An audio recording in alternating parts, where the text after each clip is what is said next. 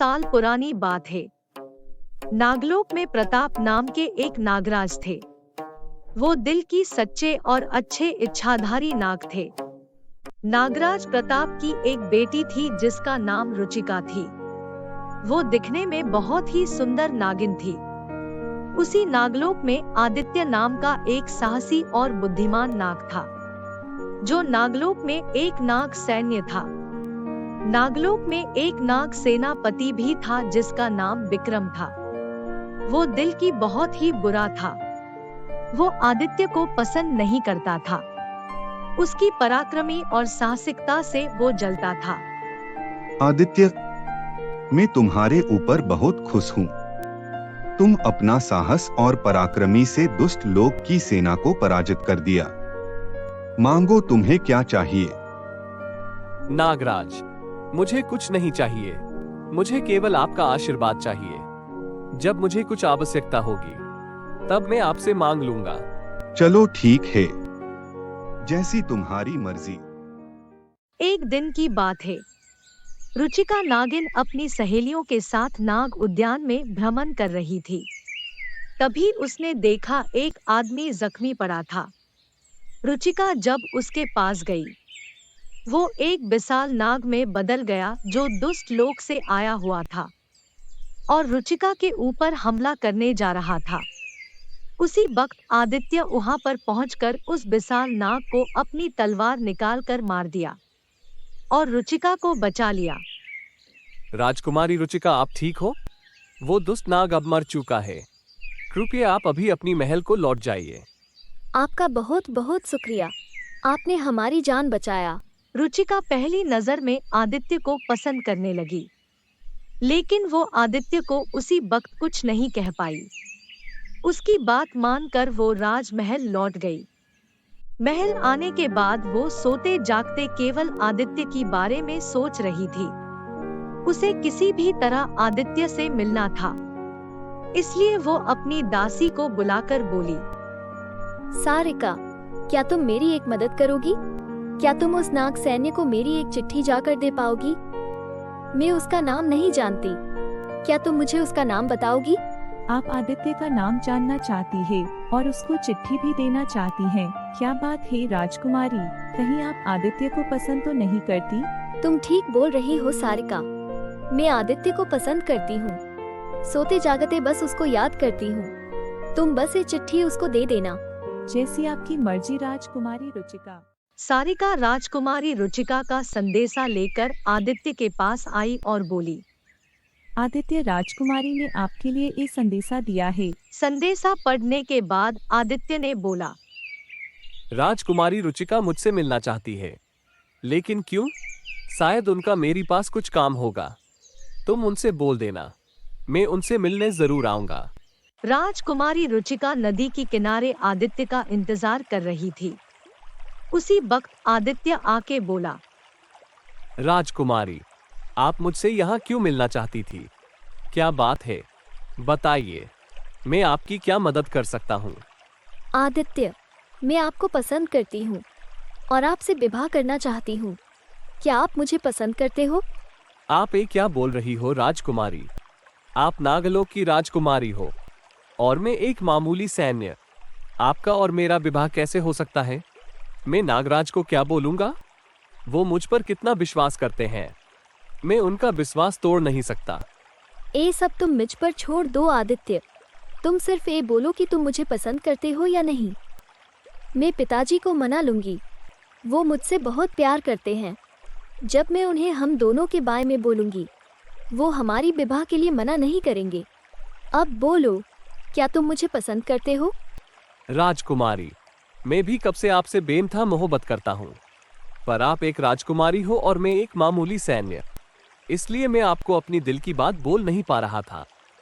ये बात सुनकर राजकुमारी रुचिका खुश हो जाती है और दोनों प्यार का गीत गाने लगते हैं। वो दोनों रोज नदी के किनारे मिला करते थे। एक दिन जब वो दोनों नदी के किनारे बैठकर बातें करते थे, तभी नागलोक की सेनापति विक्रम उन्हें देख लिया और वो ये बात नागराज प्रताप को आकर बताया। क्या कहा तुमने? राजकुमारी रुचिका आदित्य के साथ घूम रही है। सेनापति, जाकर उन दोनों को मेरे सामने लेकर आओ। राजकुमारी, आप आदित्य के साथ क्या कर रहे थे?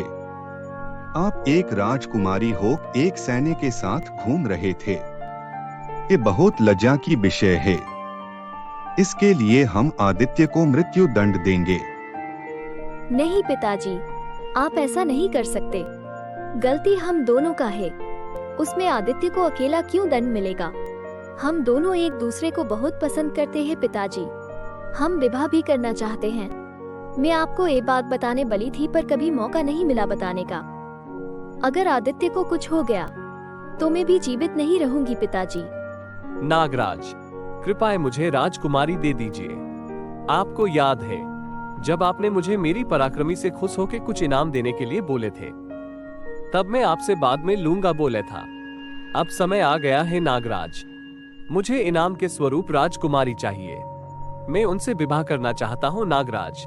ठीक है, अगर तुम दोनों एक दूसरे को इतना पसंद करते हो तो एक ही शर्त से तुम दोनों की विवाह हो सकती है। जब तुम दोनों पहाड़ी की ऊपर वाली शिव मंदिर जाकर भगवान भोलेनाथ की आराधना करके उनसे इच्छाधारी नाग नागिन होने का वरदान पाओगे, तब मैं तुम दोनों की खुशी खुशी विवाह कर दूंगा। ये तुम दोनों का प्यार का परीक्षा होगा। ठीक है नागराज, हम दोनों पहाड़ी वाली शिव मंदिर जरूर जाएंगे और हमारी मकसद में कामयाब भी जरूर होंगे। आदित्य और राजकुमारी रुचिका नागराज प्रताप की आशीर्वाद लेकर पहाड़ी की शिवजी के मंदिर जाने के लिए निकल पड़े। वहां पे जाकर वो दोनों भगवान भोलेनाथ की तप में लीन हो गए। धूप, बारिश और ठंड में भी वो भोलेनाथ की निरंतर तप करने लगे। समय बीतता गया। आखिर में भगवान भोलेनाथ उन दोनों की तपस्या से प्रसन्न होके उनको इच्छाधारी नाग नागिन होने का वरदान दिया। इस बीच लालची सेनापति विक्रम राज सिंहासन के लिए काली विद्या सीख कर नागराज प्रताप का हत्या करके सिंहासन हड़प चुका था। जब उसको पता चला कि आदित्य और रुचिका इच्छाधारी नाग नागिन बन चुके हैं, तब वो गुस्से में आकर उन दोनों को मारने के लिए चल पड़ा। आदित्य, आज कितना खुशी के दिन है।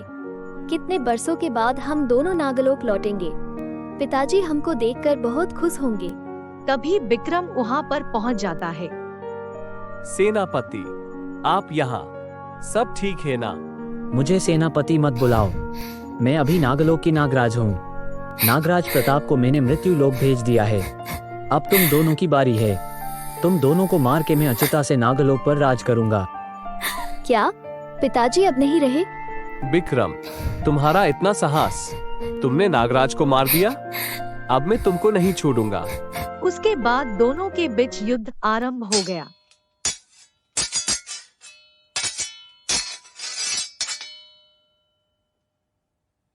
युद्ध बहुत समय तक चलता रहा।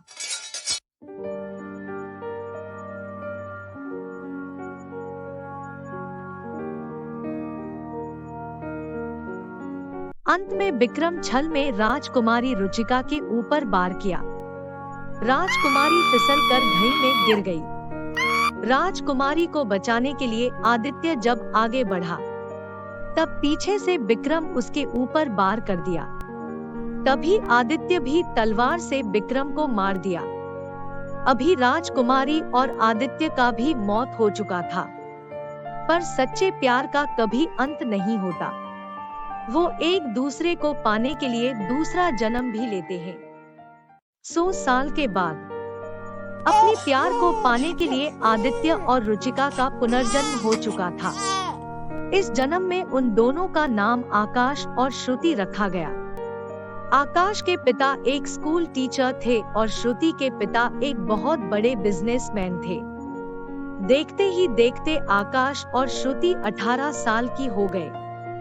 दोनों एक ही कॉलेज में एडमिशन किए थे, पर एक दूसरे से अनजान थे। एक दिन की बात है, श्रुति अपनी सहेली करिश्मा के साथ लाइब्रेरी में थी। तब आकाश आया। है करिश्मा? है आकाश। तुम मेरा इंग्लिश का नोटबुक कब दोगी? मेरा एग्जाम नजदीक आ रहा है। जल्द ही दे दूंगी आकाश, कुछ ही लिखना बाकी है।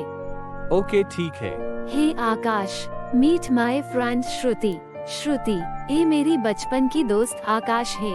मेरी घर के पास है उसका घर है श्रुति। है आकाश। जब श्रुति ने आकाश को छुआ तो आकाश को एक झटका महसूस हुआ।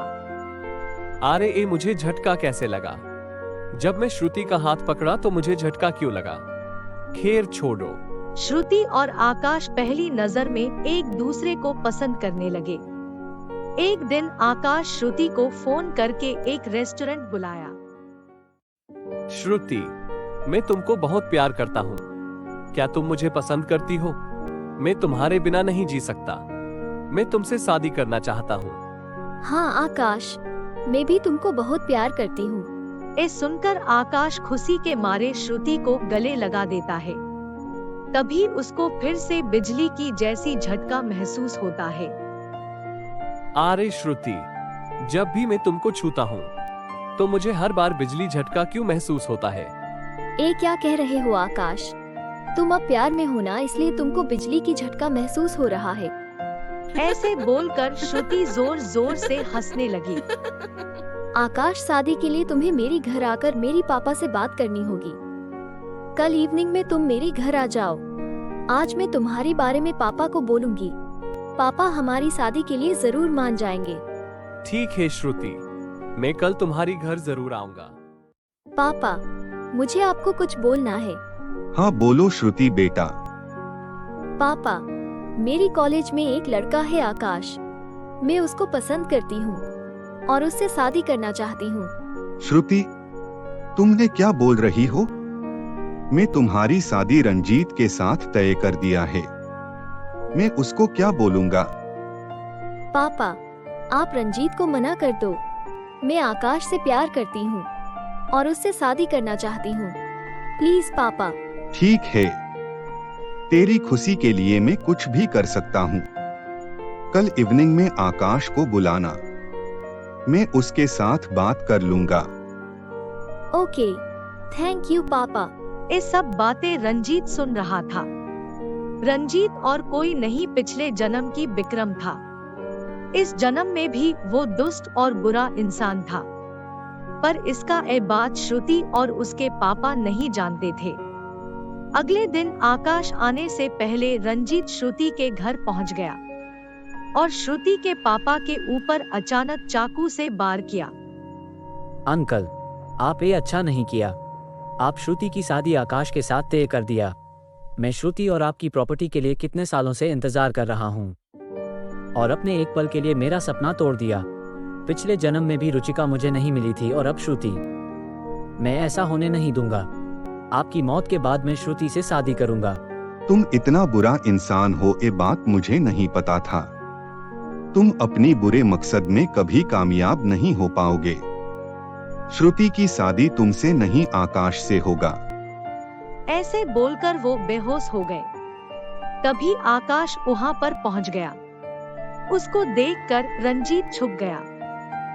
अंकल, ये आपको क्या हुआ? आंखें खोलिए अंकल। तभी आकाश का नजर चाकू के ऊपर पड़ा। उसने जब शरीर से चाकू निकाला तभी श्रुति आ गई। पापा, ए आपको क्या हुआ? किसने किया है आपके साथ? आंख खोलिए पापा। उसी वक्त रंजीत आकर बोलता है, श्रुति, अंकल के ऊपर इस आदमी ने हमला किया है। मैंने उसको देखा है अंकल के ऊपर चाकू से वार करते हुए। क्या आकाश, तुमने पापा को मारा है? तुमने ऐसा क्यों किया? तुमने मेरी भरोसा तोड़ दिया। चले जाओ मेरी नजर के सामने से।